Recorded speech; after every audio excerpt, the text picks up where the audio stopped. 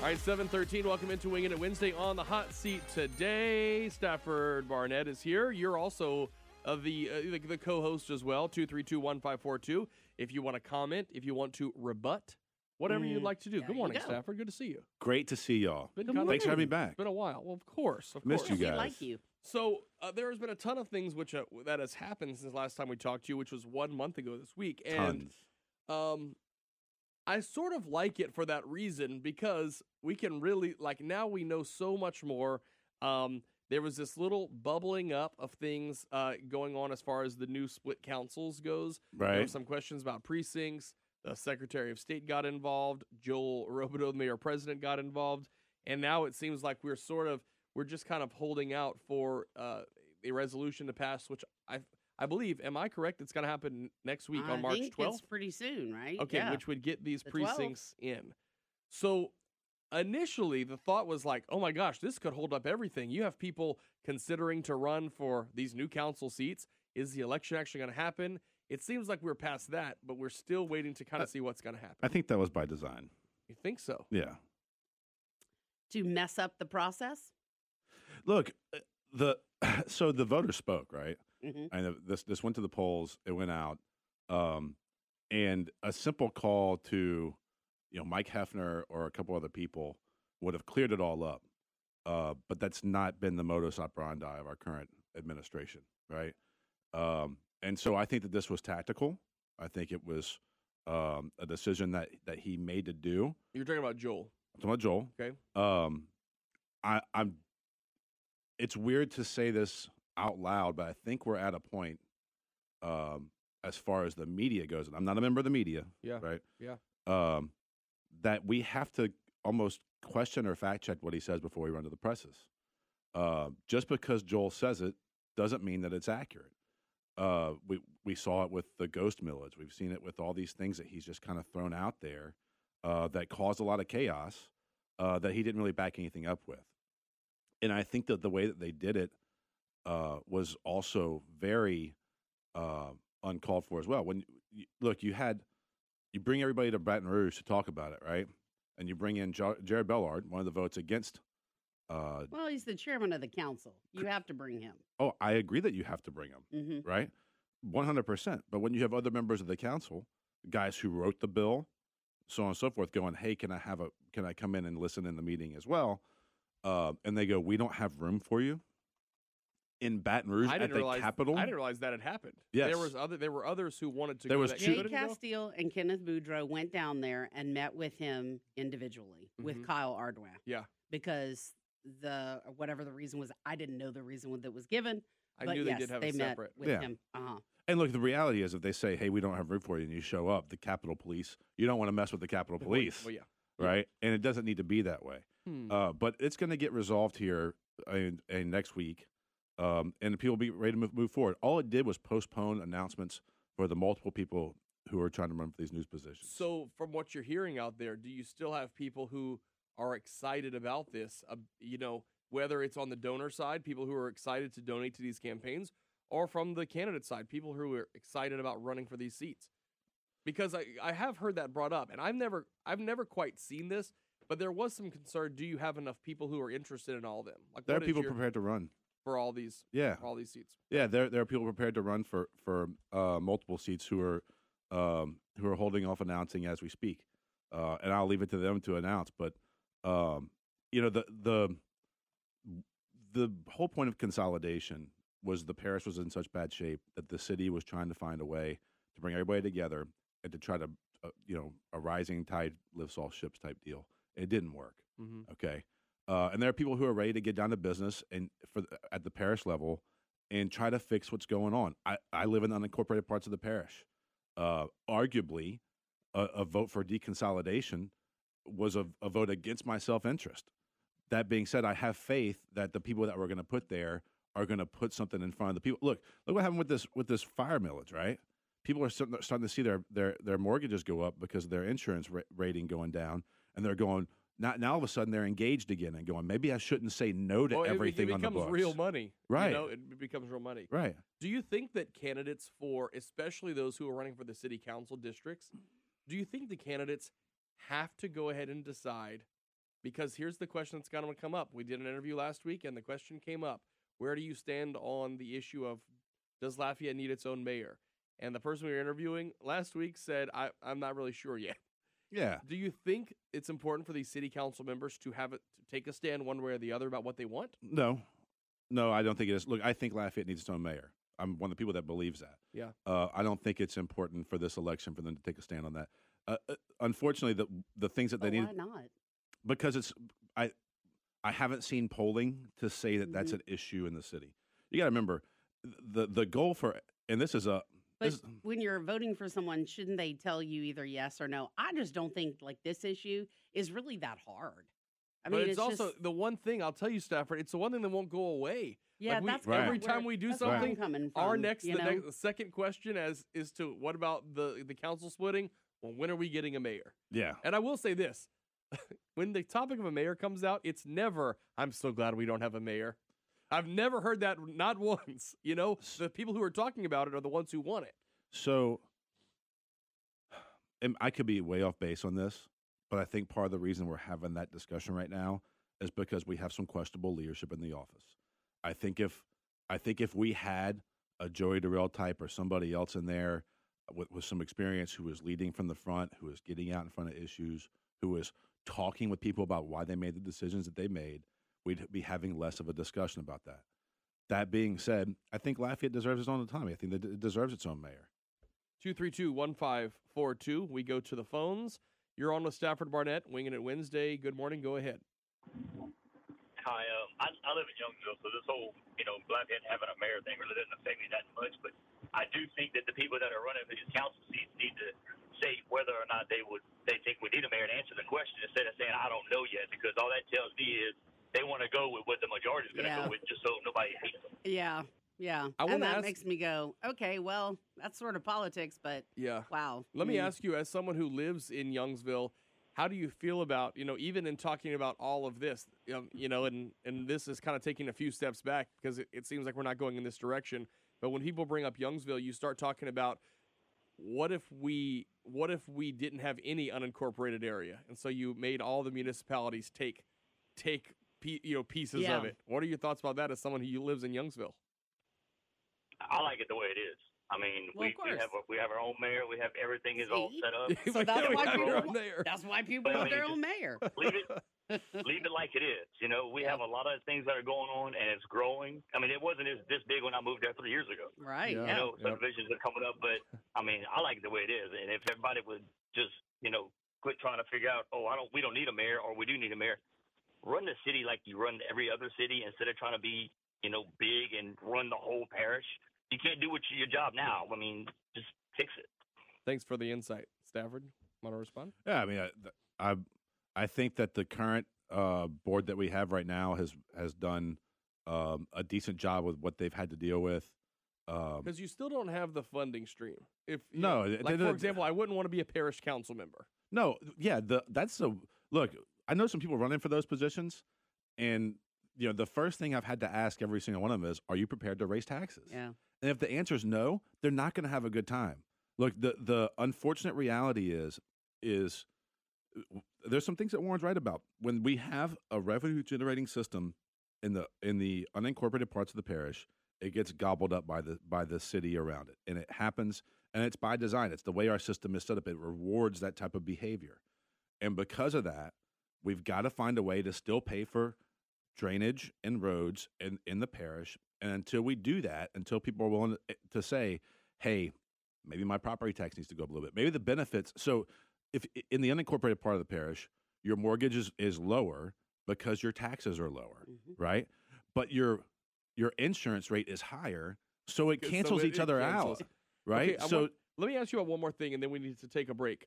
Yesterday, I got several invites to a Facebook page that's called Lafayette for Carly. Mm-hmm. And I click on it, and of course, it's a specific spelling of Carly, okay? So I knew we're talking about Carly Omlabar, right, who's been a guest on this show. She was obviously played a pivotal role in the Fix the Charter debate and the conversation. A lot more than that. I was about to say, a ton other things other than that. So Lafayette for Carly, it is obviously hey, let's tell Carly we stand behind her. The question is, stand behind her for what? a seat on one of the new councils, a mayor when it comes up? What's the thought process? I think that she would excel. I only asked Stafford this because I got an invite from you. Yeah. So that's why I'm not asking you to speak out of turn. It's not my page. Yeah, Let it's me not your page. Throw that out there. Yes. I think that she would be phenomenal, whatever she did. If she were to run for mayor, I think it would be a game changer. Let's take a step back. You typically, if your goal is public office, you wait until the incumbent has been term limited. It's very, very tough to be an incumbent, especially after their first term. They have to be an absolute fireball of mess. Yeah. And look, Clay Higgins. And we've seen that happen, and they still get reelected. Clay Higgins did a campaign commercial from a concentration camp and never even had to go into a runoff. Yeah. Well, he has since apologized for that. We should say that. I understand, but to win, there has to be a lot of missteps. I hear what you're saying. Yeah. I think people are longing for the kind of leadership that we had years ago. I think that they've seen the lack of candor, the lack of ability to communicate anything without yelling or getting emotional about it. There's no leadership on the issues in Lafayette City or Lafayette Parish right now, except from the council positions. Mm-hmm. If Carly were to run, I think it'd be a very tough challenge for Joel, because look, the unfortunate truth about Joel, and listen, I need to clarify, I don't think Joel's a bad guy. I think he's a phenomenal human being. But if you watch what happened to Dee Stanley 3 years ago, the man runs very dirty campaigns. The stuff that was said about Dee and the stuff that was done was very, very, very dirty. And so you got to wonder if Carly's going to be the person to step up. Which I thought Terrio was going to be the person to step up, right? Or there was other people throwing their name in the hat in the ring. I sat back and I said, well, they better be prepared to get some mud slung on them. Yeah. I don't know what you're going to sling on Carly. She's been absolutely successful. 7:26 now at News Talk 96.5 KPEL. Stafford Barnett on the Wingin' It Wednesday hot seat. Quick break. We'll be back to talk about some issues going on in D.C. What about those interviews with translators for the Trump-Putin meetings? What does it mean? Is there a precedent for it? His thoughts all coming up. And, of course, yours as well at 232-1542. Shaka Khan, Shaka Khan! I thought I got to pick the that was the Beavis and Butthead version, right? Bro, last night you should have texted me. You should send me you could send me your request. That's okay. Yeah, they can. It's totally fine. You could send them your playlist. Y'all don't want my playlist.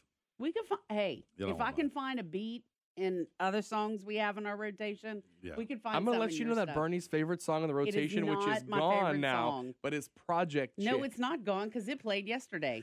By the way, it's not about the lyrics. It is about the music, people. I'm a Project Chick. There are some things that Bernie and I we can talk about just about anything, but there are some things we can't relate to. So I was so excited when you came in this morning. I was explaining to you about the engineering of using the bathroom in a Mardi Gras costume. Because because the deal is it's just like several layers. My favorite thing about this year was that the costumes had a fly this year. That was the best part of the whole experience. Listen, I got suckered in the Youngsville parade. I paid for a parking pass. Yes. And I'm like, this is going to be great. We're going to be at Morvant's, great burgers, right? Yep. There'll be bathrooms, there'll be blah, blah, and we get there. And thank God I had a 5-year-old and a 3-year-old with me, because if you had to use the bathroom, the only way you were getting in front of that line, it was going, well, kids got to go now. Yeah. I was using the bathroom in Morvant's, and I had a woman walk in. Yeah. And was like, I'm not waiting in the women's bathroom. And I was like, you got kids? She was like, yeah, but I was like, well, then you've seen everything before. Go ahead. Yeah, exactly. Well, that's what people are always so cool because I have daughters. So especially at a public event, I'm not going to go into the women's. Right. My almost 6-year-old, if we're at the right place, I will stand outside the door and let her go in. I mean, it's okay. Right. But you're right. Mardi Gras is a whole different beast. My son was a champ. He went into the boys' bathroom by himself. He's 3. And comes right out and he's like, I couldn't figure it out. Yeah. Oh, bless his heart. All these old ladies in the line were telling my wife, they're buddy. go ahead, just go. Take them both. Yep. But my daughter couldn't figure it out. Bless his heart. The best Patty in the Park moment that we've ever had was they're so excited to come. I'm usually working there. They come usually in the early part when it's still daylight and everything outside. And I need to go to the bathroom. Well, one is always attached to me in one way. It's one or the other. And so, so it's Slayton, and she was like, I'm going to come walk. And I'm like, all right, you can walk. So you walk into these bathrooms, and the bathrooms on the sides of the stage at Park International are like those stainless steel. To me, I think they're like jail toilets, personally. Right. They are. But It's the they're same- easy to same clean. vendor. You just Yeah. you There you Clorox go. it all. That's right. You know. And so I said, you stand here, don't touch even the wall. Like Right. you just stand here. So so I go to the bathroom. We go back, and she tells Sarah, Mom, we went in there and Dad peed in the sink. And it occurred to me she never saw a urinal, so she thought the urinal was the sink.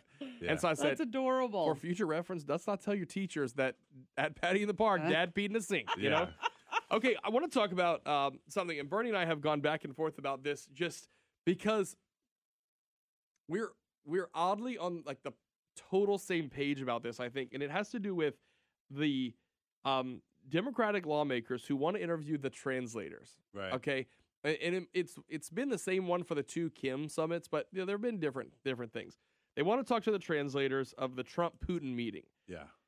The part that I can't get over, like the bridge that this brain just can't cross, is not any power he should have as president or anything else, but the thought that if the foreign governments who have these meetings know that their meetings, private meetings, really aren't Yeah. private, are they just not going to talk to him? What Come on. are your thoughts about it? The Russians record that meeting. Okay. And that's like, So do the Americans, I'm sure. yeah, more than likely, right? Yeah. Look, we're in such a weird time right now with all of this we are. because I can't think of a time, and maybe somebody can call and correct me, where an American diplomat met with a diplomat from a foreign government, whether it was Trump Putin or Obama Putin or whoever it was, and didn't have other people in the room besides the translators. Like, Well, they do have those though, but like they call it what do they call it? They have a stupid name for it, like a pull aside, and it's on the schedule. okay, At 2:30, Those- we're gonna pull yeah, aside, and they those- basically go to the little corner, a Okay. little side room. They do it. It happens. so news to me, right? Yeah. The if you the listen to the Cape, oh no, go ahead. I covered that Listen at to some Game Out, point. we would talk about that, but anyway. But the weird part I think that Mhm. we're in right now is that you see the Democrats launching all these investigations, and everybody's going, "This is a witch hunt," and they're throwing at it. When in reality, this is oversight that should have been going on for a long time.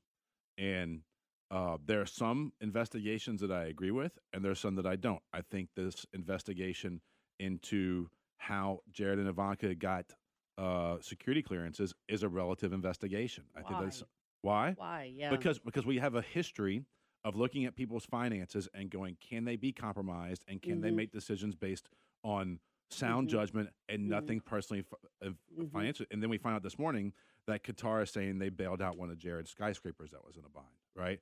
Which Okay. makes him potentially compromisable, Mhm. right? And it's weird that we've been having this conversation because his only qualification for having that job, besides growing up and being friends with Netanyahu's family, is that he married the president's daughter. It's been a very long time since we've seen this kind of nepotism in the White House. So, Which is allowed because it's not is- a it not is- a job, it's an appointment. it, Yeah. it is allowed. It's not against the rules, Yeah. but we don't typically put a 35-year-old or a 36-year-old, whatever he is, we don't tell him, hey, go out and solve Middle East peace. Yeah. Right. Yep. If you look Hear at the what you're people saying. who've come before him, who've tried to work to make something happen, they were significantly more qualified than Jared. So would there be so especially now at the point that we're in, so it's March of 2019. We're not even 18 months away from when the next election is going to happen. Right. Would all of that energy being put into, we saw the new one, they want the last 10 years of the financial records. That's no surprise. The House said that when they got control, that's something that they would do. Well, they would have a ask reason for it now, too. So Cohen shows up with canceled checks, right? Look, Cohen's a liar, right? He lied to Congress. The other backside of that is he was the president's attorney for 10 years and was the financial chair for the Republican National Committee. He could have said whatever he wanted about paying Stormy Daniels. If he didn't show up with those checks, with canceled checks, he'd have been in a bind, right? So now we have a system where we've seen the checks there. So in order to get those checks, he had to submit false invoices. And in order for those false invoices to be paid, there had to be some fraud if they knew that they were paying false invoices at the level at the Trump Foundation and at Trump. So my question is right now, this close to the election, would the energy be better spent on the election, on getting someone else elected, than all of this? Because is it getting lost? Will their candidate get lost in the mix? I don't think the two are mutually exclusive. Okay. I think that we have people who are actively campaigning right now, Gotcha. and we have people who are doing their job of oversight. Interesting stuff. All right. We're going to take a quick break here. Stafford Barnett's on the hot seat. Your call is always welcome at 232-1542. Coming up, stations, I haven't heard of any here in the United States, but radio stations in Australia and the majority of Canada, which Canada's a lot of wilderness, they just have some big cities, have said they're not playing Michael Jackson anymore after this new documentary. Yeah. We will talk to Stafford about that next. And what does it mean? The fallout continues. Also, hybrid condiments headed back to the shelves. I think you say hybrid condoms. I know. I was like, wait a minute. Where are we You going? gotta spit that out Well, faster. they do multiple things like scratch your back too and different things. All right. It's getting weird. 7:42 now at Bringing it Newstalk back? 96.5 K-Pal. These don't taste like ribs. Life. It's a ride. All right. 7:46 now at Newstalk 96.5 K-Pal. So the closest thing I can think, we have had people who just are never able to recover from how things play out, whether it's legal problems. Currently, you have Bill Cosby in prison who's comparing himself to Mahatma Gandhi, that he's a political prisoner. Rot, Bill. I mean, come on. Yeah, exactly. And you had, I always think about the Dixie Chicks, okay? Because the funny part is it was just that moment in time. Think about how much worse things people do now. And it's, you know what I'm saying? But guess what? It was right after 9/11. Everyone was hyper patriotic, and They're know, still lighting their fireplace with $100 bills. well, they're fine. you'd be surprised because the other two have tried to have a career again. Oh, really? But no one's playing them. Country music doesn't play them. Yeah. And if they play one song by accident, the phones go crazy. All these 18 years later. And I'll tell you, like, we joked about bumper music earlier. Yeah. Like, that's the one thing I definitely don't listen to is country. Uh-huh. It's like all my close friends who listen to this are like, okay, I know he didn't pick out that song. Yeah. So I have Gotta no idea love what this goes on American with the ride. Dixie Chicks. So anyway, along those lines, you have this Michael Jackson documentary. It's called Surviving Neverland? Leaving Neverland? Leaving Neverland. Leaving Neverland. Okay. So this is basically centered around the accounts of two of the now men who were kids at the time, and they detail, and from what I hear, I haven't watched it yet, pretty graphic detail about what happened to them and how they were groomed. It's not pretty graphic. It's very graphic. Yeah.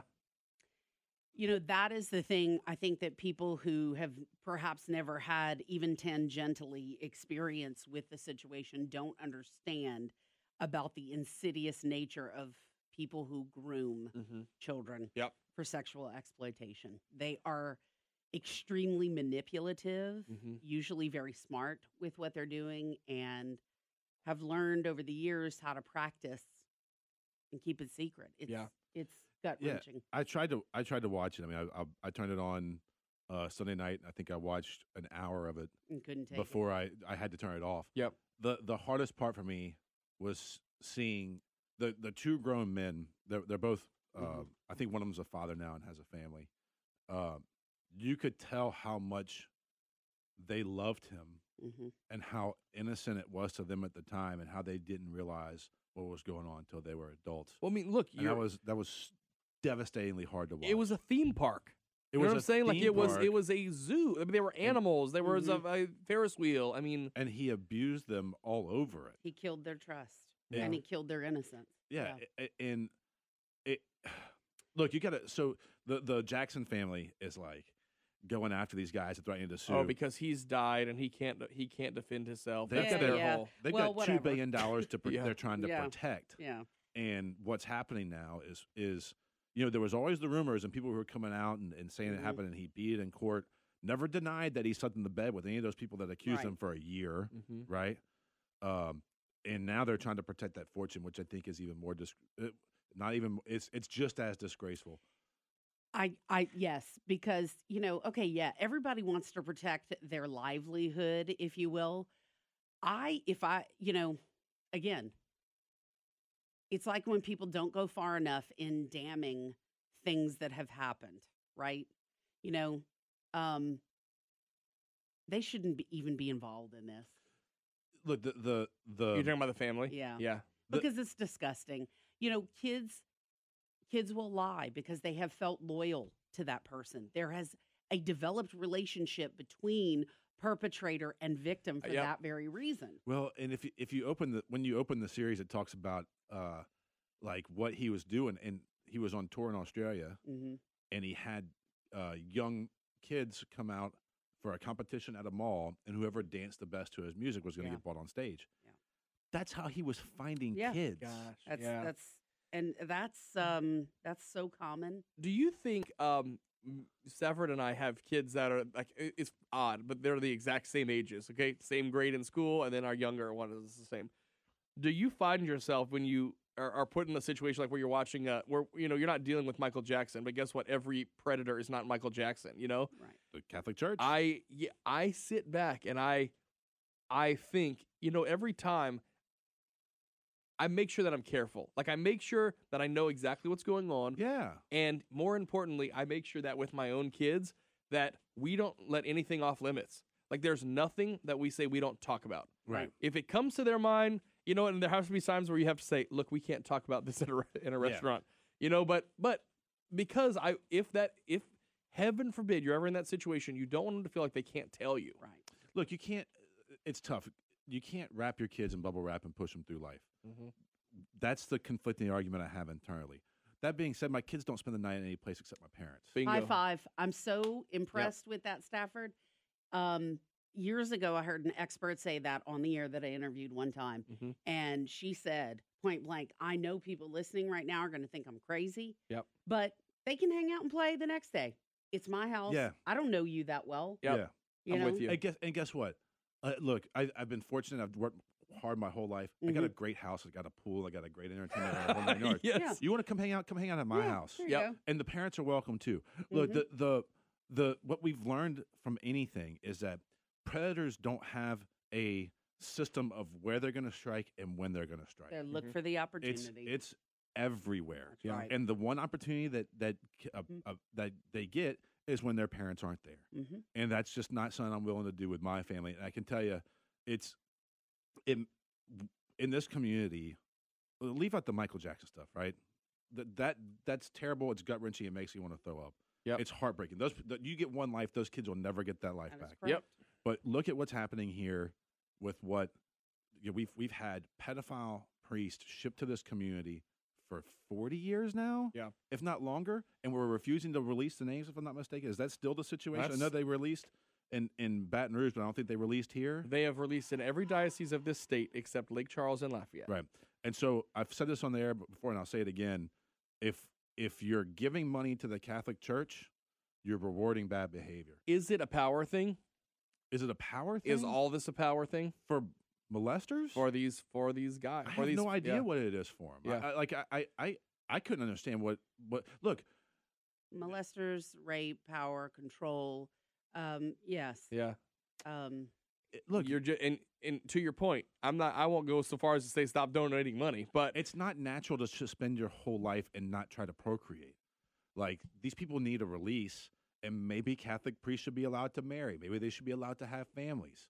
Like, you don't look. I hate to say this, and look, this is not the norm, but you don't hear about Baptist ministers. You do. they did. Yeah, they You did. do, Southern but not at the Baptist came out level- with a big thing. Not at the there level was that there was a as we read in What that was it book, about? What was it about? a culture of enclosure within the Catholic Church that allowed this to continue, Yeah. Right. which is that insulation was what really dominated it. Now, you do have some religions where you do have these situations where there is much more